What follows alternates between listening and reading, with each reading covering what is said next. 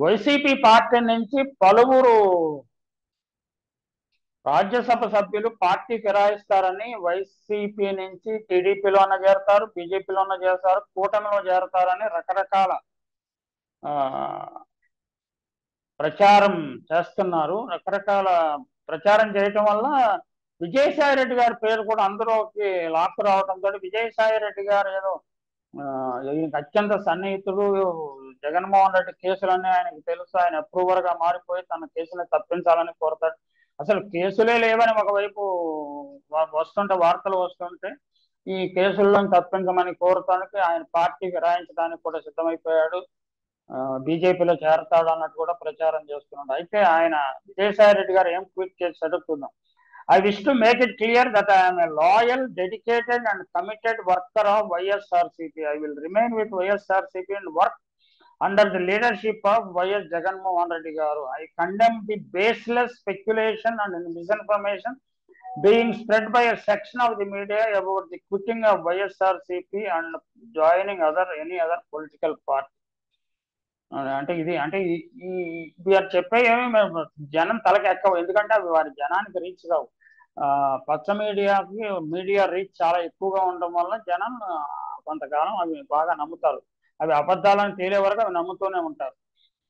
ఇప్పుడు ఈ సందర్భంగా మరికొన్ని అంశాలను ప్రస్తావించుకుందాం.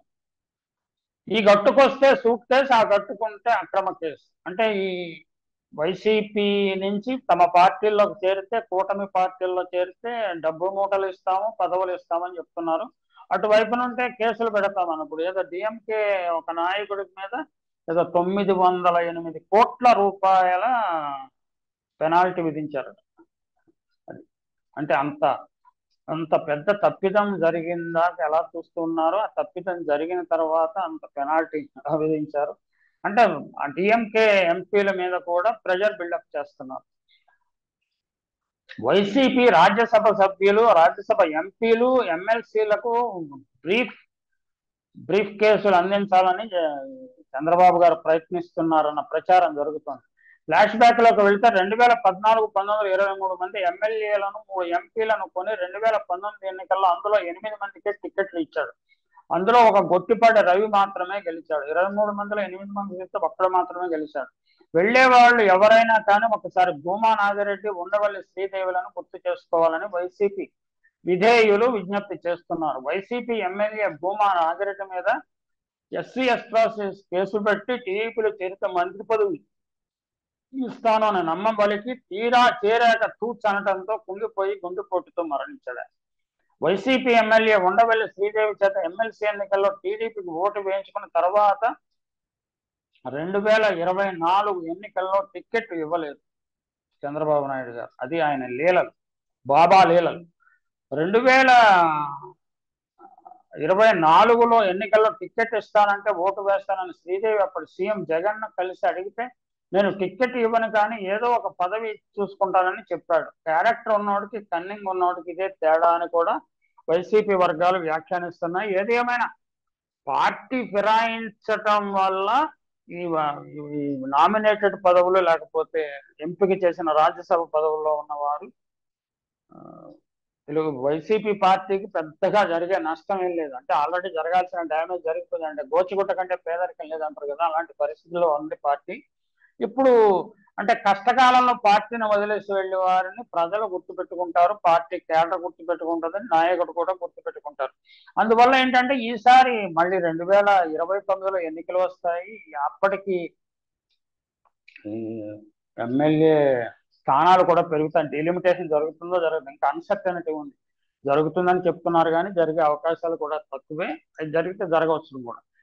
ఈ లోపుగా రాజవుడో ఫకీరవుడో అంటే చంద్రబాబు మరి 29 రాజకీయాలను కూడా శాసిస్తాడా, లేకపోతే ఆయన కుమారుడికి సమర్థంగా శిక్షణ ఇచ్చి రాజకీయాలు నడిపిస్తాడా, పవన్ కళ్యాణ్ ఆయన కలిసే ఉంటారా, లేకపోతే బీజేపీ చంద్రబాబుతోటే ఉంటుందా, కూటమితోనే ఉంటుందా, ఇవన్నీ ప్రశ్నలు. అంటే వీటన్ని పార్టీలతో పోలిస్తే Jaganmohan Reddy most powerful and popular leader. Maybe ఆయనకి లెజిస్లేటివ్ మెజారిటీ వేరే, మోరల్ మెజారిటీ వేరే. ఇప్పుడు మోరల్ మెజారిటీ ఆయన వైపు ఉంది, ప్రజలు ఆయన వైపు ఉన్నారు. అంటే ఆయనకి 40% ఓట్లు రావటం అనేది మామూలు విషయం కాదు. ఆయన ఆ 40% ఓట్ల మీద ఇంకా బిల్డప్ చేసుకునే అవకాశం ఉన్నది. ఈ ఎంపీలు వెళ్ళిపోవటం వల్ల, ఏదో కొద్దిమంది ఎమ్మెల్యేలు వెళ్ళిపోవడం వల్ల, చోటా మోటా నాయకులు వెళ్ళిపోవడం వల్ల పార్టీని నాశనం అయిపోతుందని వారిని ఆశిస్తే పగటి కళలు కంటున్నట్టు భావించాల్సి ఉంటుంది. బీపీ సింగ్ ఒక్కడే పార్టీ నుంచి బయటకు వచ్చాడు. అది కాంగ్రెస్ పార్టీని ఎదిరించి బయటకు వచ్చాడు. బయటకు వచ్చి తర్వాత ప్రభుత్వాన్ని ఏర్పాటు చేశాడు, కేంద్రంలో ప్రభుత్వాన్ని ఏర్పాటు చేశాడు. Moral power is more powerful than legislative power అనే విషయాన్ని కూడా ఈ పార్టీలు ఫిరాయించాలి. ఇక్కడ ఒక అందు, అక్కడ ఒక అందు, అధికారం కోసము, డబ్బు కోసము నాటకాలు నడపటము, ప్రజలను వంచటము, మళ్ళీ నాయకుడి మీద వెళుతూ నాయకుడి మీద రాయేసిపోవటము. అంటే ఇంతకాలం 10 ఏళ్ళు 15 ఏళ్ళు పార్టీలో ఉన్నప్పుడు నాయకుల్లోని లోపాలు, లేకపోతే ఆయన స్టైల్, అంటే వ్యవహార శైలి. వ్యవహార శైలి ఏంటంటే మీరు రాగానే రెడ్ కార్పెట్ పరిచి మీకు ఇవ్వాల్సిన గౌరవం ఇచ్చారు, పదవులు ఇచ్చారు. ఇంకంతకంటే వ్యవహార శైలి ఏంటి? రాజ్యసభ పదవి ఎంతమందికి వస్తుంది? ఎంతమంది ఆస్పిరెంట్స్ మిమ్మల్ని ఎంపిక చేశారు? మీ దగ్గర డబ్బులు తీసుకున్నారా? అది చంద్రబాబు స్టైల్లో 60 కోట్లు 70 కోట్లు తీసుకుని ఇవ్వలేదు కదా.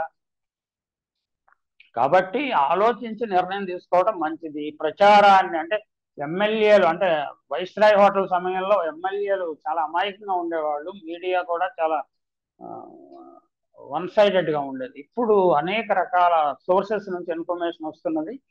ఎంపీలు కూడా అంత తెలివి తక్కువగా లేరు. వారి మీద ఏదైనా ప్రెజర్స్ ఉండి, లేకపోతే ఆర్థిక పరమైన ఒత్తిళ్లు ఉంటే చెప్పలేం, కానీ తేలిగ్గా పార్టీ మారే అవకాశాలు తక్కువ.